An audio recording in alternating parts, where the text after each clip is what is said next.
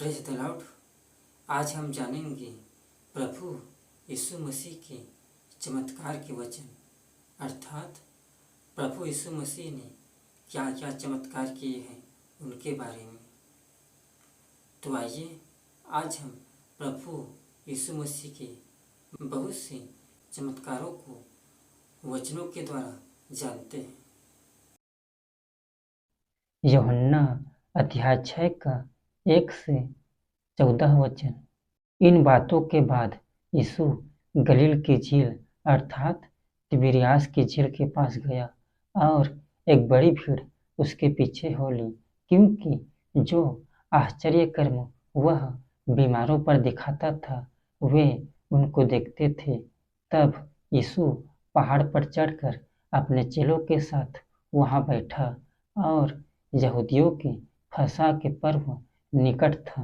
तब यीशु ने अपनी आंखें उठाकर एक बड़ी भीड़ को अपने पास आते देखा और फिलिप्पुस से कहा कि हम इनके भोजन के लिए कहाँ से रोटी मोल लाएं। परंतु उसने यह बात उसे परखने के लिए कही, क्योंकि वह आप जानता था कि मैं क्या करूँगा। फिलिप्पुस ने उनको उत्तर दिया कि 200 दिनार की रोटी उनके लिए पूरी भी न होगी कि उनमें से हर एक को थोड़ी थोड़ी मिल जाए।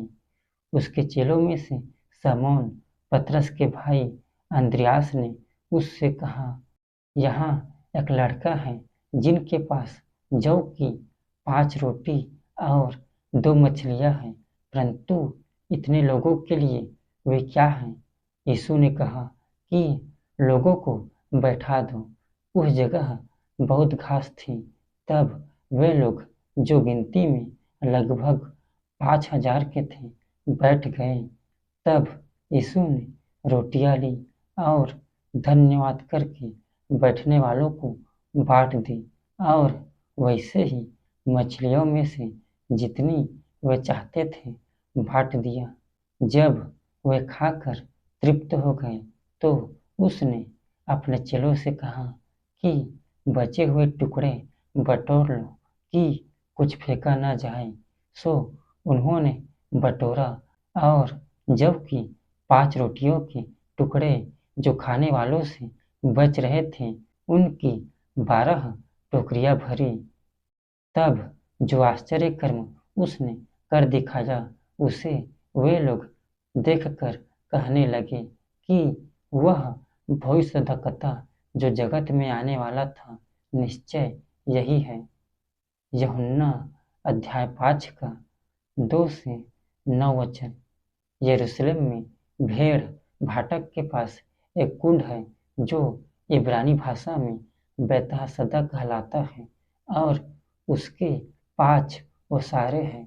इनमें बहुत से बीमार, अंधे, लंगड़े और सूखे अंग वाले पानी के हिलने की आशा में पड़े रहते थे, क्योंकि नियुक्ति समय पर परमेश्वर के स्वर्गदूत कुंड में उतरकर पानी को हिलाया करते थे।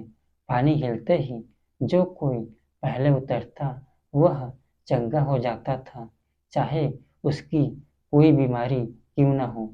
वहाँ एक मनुष्य था जो 38 वर्ष से बीमारी में पड़ा था। यीशु ने उसे पड़ा हुआ देखकर और जानकर कि वह बहुत दिनों से इस दशा में पड़ा है, उससे पूछा, क्या तू चंगा होना चाहता है?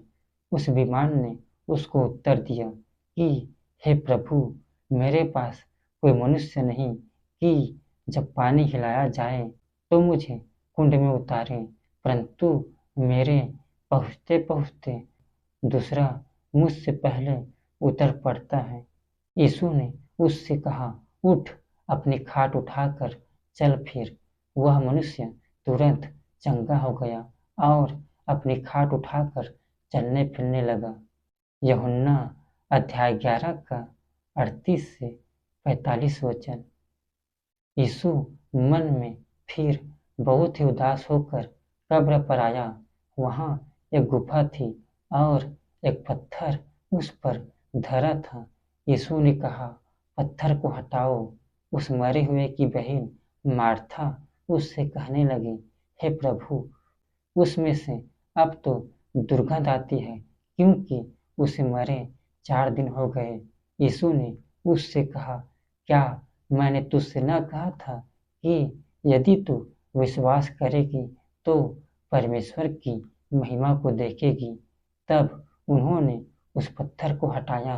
फिर यीशु ने आंखें उठाकर कहा, हे पिता, मैं तेरा धन्यवाद करता हूँ कि तूने मेरी सुन ली है, और मैं जानता हूँ कि तू सदा मेरी सुनता है, परंतु जो भीड़ आसपास खड़ी है उनके कारण मैंने यह कहा, जिससे कि वे विश्वास करें कि तूने मुझे भेजा है।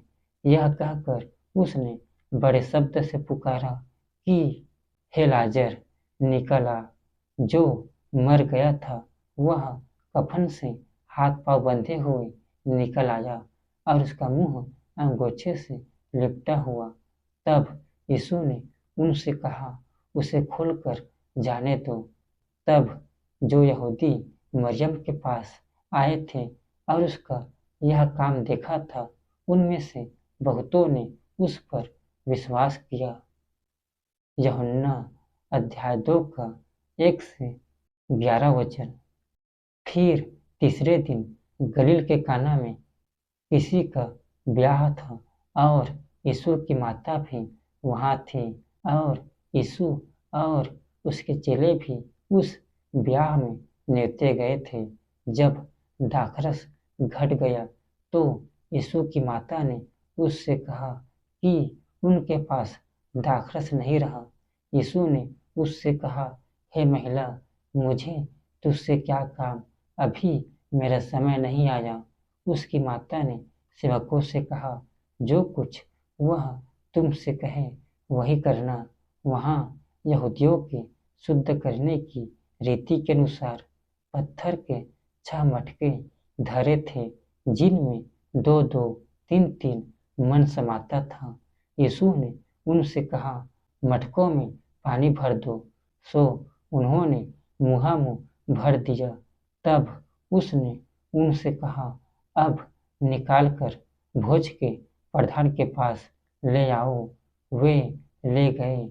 जब भोज के प्रधान ने वह पानी चखा जो दाखरस बन गया था, और नहीं जानता था कि वह कहाँ से आया है, परंतु जिन सेवकों ने पानी निकाला था वे जानते थे, तो भोज के प्रधान ने दूल्हे को बुलाकर उससे कहा, हर एक मनुष्य पहले अच्छा दाखरस देता है, और जब लोग पीकर छक जाते हैं तब मध्यम देता है, परंतु तूने अच्छा दाखरस अब तक रख छोड़ा है।